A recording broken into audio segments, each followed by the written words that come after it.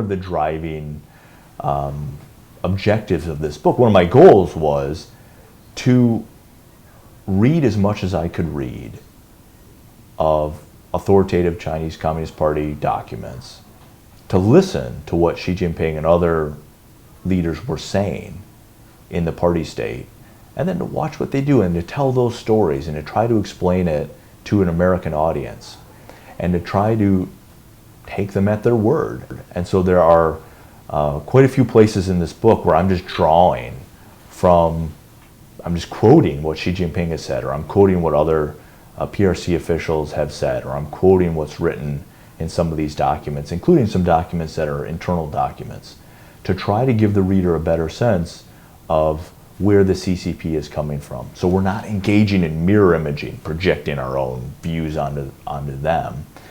And the result, I think, certainly for me, it took about 3 years to write the book. The result was, it was a wake-up call. And I started to see that this is a very dangerous regime.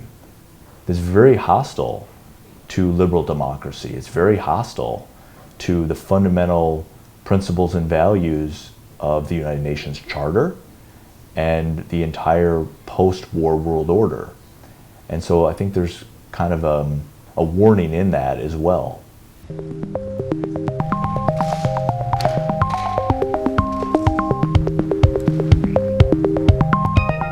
I'm very confident that readers of this book will have their eyes opened and they will learn. And they don't have to agree with my interpretation, my analysis. I hope everyone does not agree. You know, this is why there's so many footnotes and citations in the book, is so you can read what I write, you can see what I think, and I could be wrong, and so then you can go and you can look at what other people have written, you can check the citations, you can check my sources, and then the readers can decide for themselves. But I do certainly hope that it will be educational and I think also entertaining. But entertaining in the kind of way that a scary movie is entertaining, because it is kind of a dark book. I did not intend it to be dark when I began writing, but this is just where the research took me. It is a pretty dark story. It's a pretty scary story. To any potential meetings, other than say we'll have announcements about.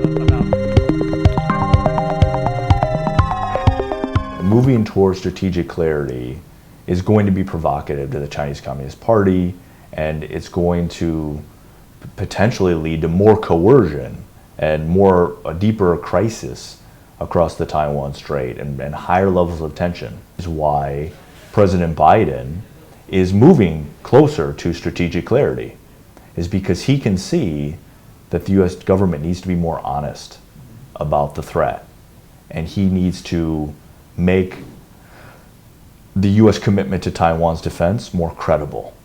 And so not only has President Biden said that he would send troops to defend Taiwan, he's also already sending troops. There are now hundreds of Marines and Special Forces military experts that are here starting to train the Taiwanese and starting to build stronger security and defense relationships. That democracy is precious and democracy is also fragile. And so it's very important that we do everything we possibly can to defend it and protect it. I hope that in some small way, the book will help policymakers. It will